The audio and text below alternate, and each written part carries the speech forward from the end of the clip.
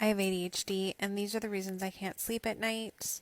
Angel Island Ghost Edition. Someone posted a TikTok video about a truck blowing over on the Richmond Bridge, and I'm sorry I couldn't find you to tag you, but you inspired me to go look at the Richmond Bridge, which eventually brought me over here to Angel Island, which I've never seen before. I'm not from San Francisco, nor am I from the West Coast, but I needed to know why an island this close to San Francisco didn't have a ton of people on it. So I zoomed in, and the first thing I noticed about the buildings is that they all look abandoned. Super creepy, lots of old, decrepit buildings, and I don't see any people or cars. I thought it might have been a university or a school because there was an administration building and a lot of other buildings that looked the same. It didn't seem like anybody was living on the island. I did find a house where there were plants out on the porch, so I think there are some people living there, but apparently the island isn't accessible by anything but a ferry.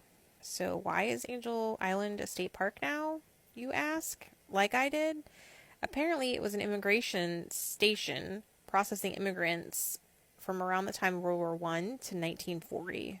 The refugees came from 84 different countries, however, most were coming from China, and the U.S. detained them for weeks to months to, in some cases, years.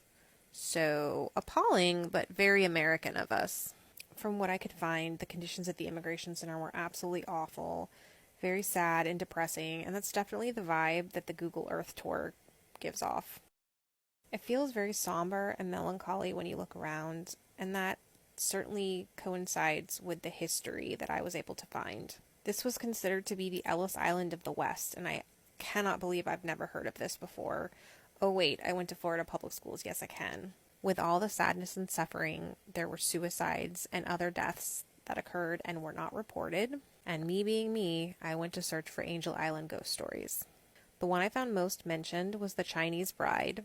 She was coming over to reunite with her fiance in California, but was detained at the immigration center, and upon hearing that she was going to be deported, she went to the bathroom, put on her wedding gown, and then hanged herself using a bedsheet.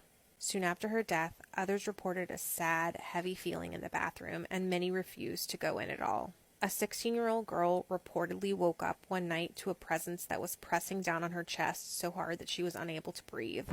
Eventually, she was able to whisper a prayer, and the presence left her. The history of this island is so sad and upsetting, but something that shouldn't be forgotten, and I hope you'll join me and research more about this. Thanks for taking the time to listen and learn with me. Have a great night. Thanks. Bye.